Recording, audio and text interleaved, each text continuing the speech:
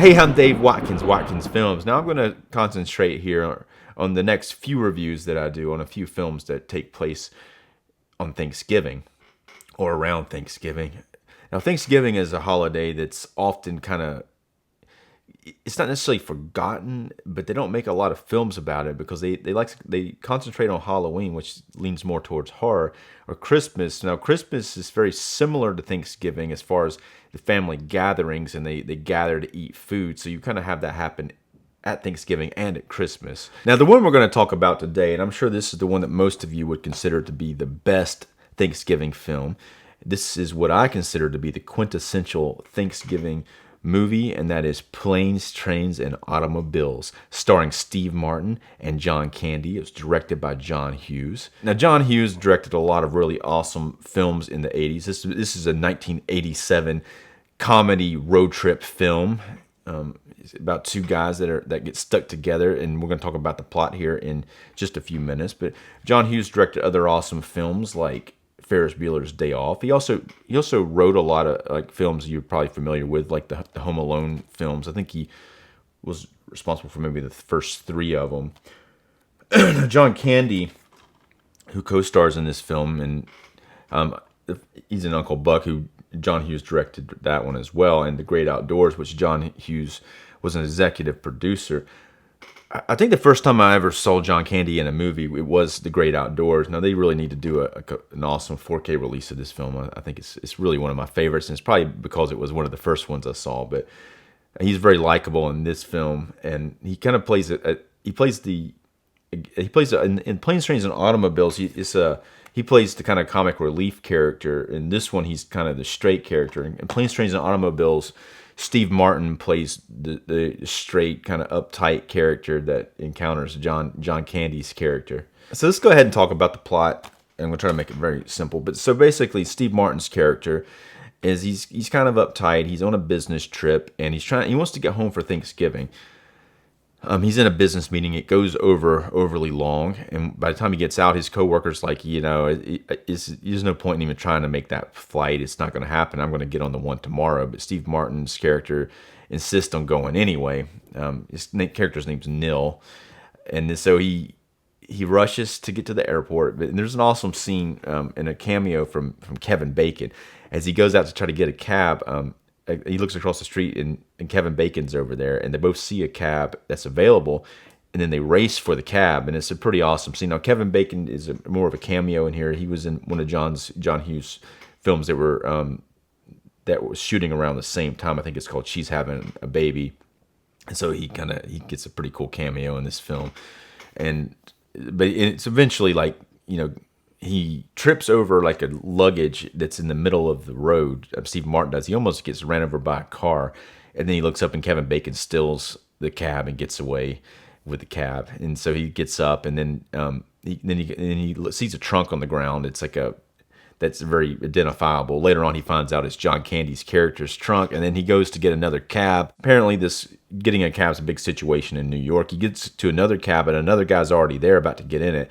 So he actually bribes the guy, gives him some money in order to get that cab. But while the guy's taking the money, somebody else gets in the cab, and the cab drives away. And then Steve Martin chases the cab, and when it comes to a stop, he opens the door, and John Candy's character is in there. His name's Dell, but he opens the door, and John Candy screams, and then the cab takes off. And so that's that. So he gets to the airport, but the flight luckily has been delayed. He's going from New York to Chicago. It's been delayed because there's like an ice storm in Chicago. So he gets there in time. So they're having to wait, and then he sees John Candy's character again, and then he confronts him a little bit about still in the cab, and John Candy's character is very apologetic once he realizes he didn't mean to do it. John Candy plays a very lovable type of character, but he's also a little bit annoying, and he's the polar opposite of Steve Martin's character. And the way these two actors play these parts is what makes this film. I think it was a perfect casting, and they seem to be playing themselves in a way, just kind of amplified versions of themselves, and it works very well. And so going forward after that, they end up crossing paths. When he gets on the airplane, he ends up having to sit by him on the plane, and then And there's it's a pretty hilarious scene. He's on the airplane, and then John Candy's character Dell, he starts doing annoying stuff. Like he takes off his shoe and starts taking off his sock and things of that nature. And he keeps talking, and Steve Martin's character just wants to relax and focus. And but he keeps talking to him, and he actually, it says not to talk to him because he wants to relax. And then he's, oh, I'm sorry, I didn't mean to talk. That's the last thing I want is someone big chowderhead just on and on. So, but he keeps talking anyway. When they get to, they eventually have, the airplane gets, there's a snowstorm in Chicago, so which has gotten worse, and they have to get, the plane has to be sent back to another place in Wichita, so which is pretty far away, and so they end up there, and then the situation escalates, because essentially what happens is Steve Martin just wants to get home for Thanksgiving dinner. He wants to get home to his 3 kids and his wife and have Thanksgiving dinner with his family. But all these things keep happening. That's why it's called Planes, Trains, and Automobiles. And he ends up in different situations. He keeps ending up in situations where he has to either help or John Candy's character helps him. Every time John Candy's character tries to help him, it ends up making things worse. And it's a fairly hilarious movie, and it leans strongly towards comedy for the most part. Now, there's a bit of a drama twist that works really well in the film, and I want to talk about that in a little bit. Now, it's going to be a big spoiler for those who haven't seen the film, but I'll give you a little bit of a warning before I get there. But let's take a look at this actual release real quick. So this one did come with a slipcover, and here's the inside of it. I do like this, John Candy and Steve Martin here with this wintry background. That's pretty cool. Now, there is a new steelbook coming out. I think it's an Amazon exclusive steelbook. I don't know if the transfer is going to be different, but it's something I think it's probably going to be released by the time I put this video out, if it's not released already. And on the inside of it, we have a 4K version of the film. Now, this is a Blu-ray, but it doesn't have the movie on it in Blu-ray. It actually has special features. It has a whole boatload of deleted or extended scenes. It's about an hour and 15 minutes of that, and it has an audition of Dylan Baker. He plays a supporting role in it. He has like a 1-scene role. And there is another extra on the 4K disc that it's very interesting. There has John Candy and Steve Martin and John Hughes at an airport doing a Q&A. But there's a lot of reporters out there, and some of them are acting somewhat hostile. I'm not sure why they were acting in that way. It's very uncomfortable, kind of. John Candy seems to be sweating pretty good, but him and Steve Martin, they kind of start to come back with some comedy, but they seem a little uncomfortable at first, a little perplexed that the way that it's almost like a press conference being held for like a press secretary, for the president or something, and they're not happy with what they did. And some of the reporters even grilled John Hughes on certain decisions within the film. Like, this film is rated R, and they're asking him why he pushed the envelope so much, and it's really the only reason it's rated R. And this is it's an awesome scene, but it's a pretty silly reason rated R. There's a scene where Steve Martin's character gets completely fed up with the whole situation, and this is when he's separated from John Candy's character at one point. But he ends up getting a rental car, and then they bring him to the rental car and they drop him off on a bus, and he gets to where the car's supposed to be, and it's not there. And he has to walk all the way back. He almost dies. He falls, and he loses his hat. And remember, like, this is 1987. There's no cell phones. But he finally gets back in there, and he walks up to the lady at the front desk, and she's just all on the phone, like having a personal conversation and giggling. And then he just like loses it, and he like tells her off, and he drops the F-bomb like a ridiculous amount of times. It's probably like 20 times or more. It's a pretty awesome scene. But that's the reason the movie's rated R, because there's nothing else in the film that would make it rated R. And maybe PG-13, but that's the only thing in it, and it's really not that bad. It's just the F-bomb dropped a bunch of times hilariously. I think the film is nearly derailed a little bit by, you have 2 characters who are borderline unlikable. because you have John Candy's character who is more likable, obviously, but he is very annoying, and he won't shut up, and he does very obnoxious things, like takes his shoes off on an airplane. He in the hotel room, he puts his socks in the friggin' bathroom sink. But then you have Steve Martin's character who is kind of an asshole most of the time, but he is in a bad situation, and it progressively gets worse. The question is the situation getting worse because he is an asshole, or is it just a shitty situation? John Hughes says in the interview when he's being interrogated, he does say that he came up with the idea because something similar happened to him. Like it took him 5 days to get home on Thanksgiving, and so he kind of based the whole journey of this film on him trying to get back to his home on Thanksgiving. So it is kind of grounded in reality, and that's why some of it does seem very realistic. But the film is pretty much about two guys that are stuck together, and different circumstances keep pushing them back on the same path, and they end up having to deal with each other in ways. So back to Steve Martin's character being an asshole. There's this saying that I heard that I really like. It's if you run into an asshole in the morning, that means you ran into an asshole. If you run into an asshole all day, then you're the asshole.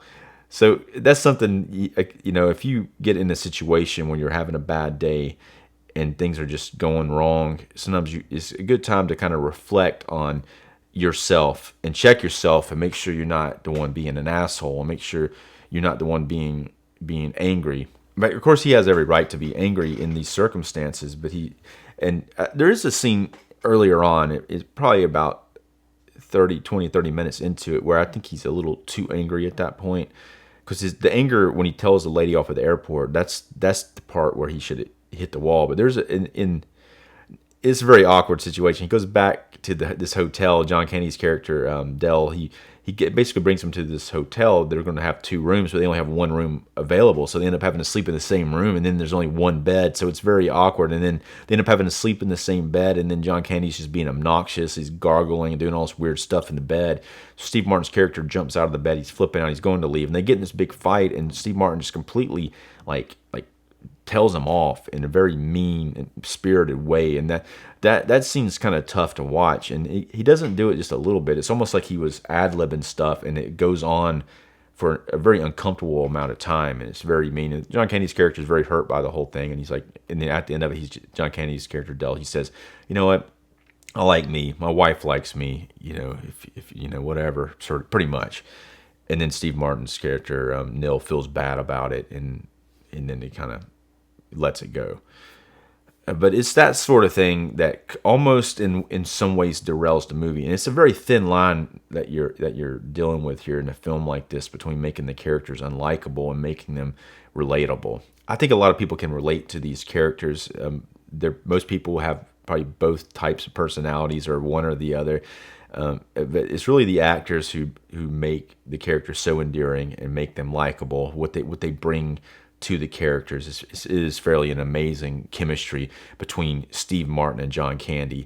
I remember first seeing the poster because I saw John Candy, like I was saying earlier, in The Great Outdoors, and this is not the poster I saw, but he has like a mustache in this one where he doesn't before, and I thought it was kind of weird he has a mustache, but it really works for the character in the film. So I'm going to talk a little bit about the extras. I watched them. There was like an hour and 15 minutes of it, and I did fast forward through some. I can go ahead and tell you that all of these scenes that were cut, they made a good call. I think that would have really bogged the film down. Some of the scenes, there's one scene in particular I haven't seen before. I saw it. Must have been on TV, and the scene was in the film. There's a scene where Steve Martin's wife talks to her mom, and she talks about what's going on with their relationship, and that does shed a lot of light on the relationship between Steve Martin and his wife. And that scene, it's kind of a little overly melodramatic, but I have seen it before on TV, and I thought it was part of the actual film, but it's not in the movie except for on the deleted scenes here. Other parts, really in any part of the film, when they're on the airplane, there's so many additional airplane scenes. There's a good 15 or 20 minutes of the airplane stuff, and that would have been detrimental to the film had they kept that in there. It does, however, when Steve Martin tells him off in the hotel room, it does really, really give a lot of credence to that, because if you have to endure what John Candy does on this airplane for so many scenes, and so obnoxiously, it would, yeah, you would be like, okay, it makes John Candy's character a lot less likable too, because it's so obnoxious. I mean, it's funny, obnoxious, but I think they did a good job on deciding which parts to use. I mean, they're all funny in a small amount, but not all together. So they did a good job on making those calls. I think him taking off his sock on the plane, that's really the one that you want. That's pretty hilarious. And I think they got in there what they needed. Another scene that's extended, they get in the cab. They get in a cab from after they get delayed at the airport, and John Candy knows the guy driving the cab. He's got the hookup on it, and the guy's a really oddball guy. And very briefly in the regular cut of the film, but in the deleted scenes, that scene goes on forever, and the guy's pretty crazy acting. He starts like talking about maybe wanting to kill Steve Martin's character. It gets a little intense. So even though it's interesting to see that scene, it definitely didn't need to be in the film. When they get in the hotel room, now they get robbed in the hotel room. In the film, the way that it is cut, a random character breaks into their hotel room while they're asleep, comes in and steals their money. But in the extended scenes, he's actually the pizza man. He comes, brings him a pizza. John Candy's character undertips him, and that kind of like is what makes him want to come in there and rob them. That part always kind of confused me, the part where he breaks in and robs them. But it actually, they made a good call cutting out that stuff with the pizza guy. It was not very well done. And it didn't really fit John Candy's character too much. It made him more serious in his kind of confrontation about the tip. Other than the wife talking with her mom about the relationship stuff, I don't think much of this was needed. And I think I'm almost positive I've seen that scene in a television edit of it. It was probably like a situation where there's commercials and they had to fill in a few minutes. So I'm going to go ahead and talk about the ending, and that's kind of what makes this movie so meaningful in a way, and it does kind of bring in those type of the true meaning of the holiday vibes to the film. So throughout the film, John Candy talks about his wife. John Candy's character Dell talks about his wife and his wife and how much he loves her several times. But he also drops a few hints throughout the film. Now, the script here, this script is very well written. It's very well done road trip film, and just these little bites of information about John Candy's wife. And Steve Martin's character is so kind of up his own ass. He doesn't pay that much attention to it. He doesn't, for the most part. But he drops a hint there about middle ways through the film. He says, John Candy's character Dell says, I haven't been home in years. And Steve Martin's character kind of questions him on it. He's like, it's his figure of speech. I'm always out on the road. He sells shower curtain rings, which is actually a pretty hilarious thing that he does. So he doesn't question him about it at that point. But after they separate at the end, they get back to Chicago, and Steve Martin gets on a kind of a bus and a train bus thing, and he's driving away, kind of MARTA bus like. That's I guess what they call them in Atlanta. But he gets on the bus and he's driving away, and he starts thinking these flashback stuff. He sees like his wife and his kids, and then he starts thinking about different things that Dell, John Candy's character, had said throughout the film, and he kind of pieces it together about his wife. And so he goes back and he finds him sitting alone at the train station, and then it turns out his wife has been dead for 8 years, and he doesn't have anyone to spend Thanksgiving with. And that's like that moment, I think, really brings this film home. And right after that, there's a cut. It's like, it doesn't even say anything. Steve Martin's face, and then it cuts, and it sees them both walking up the road carrying John Candy's character's trunk. They often throughout the film, the trunk's too heavy for one person to carry, and Dell has to drag it. So several times, and this is the only times that Steve Martin's character Nil shows like more humanity, and he sees him dragging it by himself, and he goes over and helps him. And so at the end, they're going down the street, and then they come back to the house, like Steve Martin's house, where his wife is and his kid, and a bunch of other random like family members are there. And then he's like, this is Dell, and she was thinking, she wasn't sure what to think. She didn't know if it was like this whole thing was a bunch of bullshit, and he was cheating on her or what. And then so it kind of ends with that, and the wife comes down the stairs and she kisses Steve Martin, which is a little awkward in front of all these people, but that happens. And then John Candy's just sitting there holding a hat. It cuts to a close up of his hat, very awkward, and then it ends there.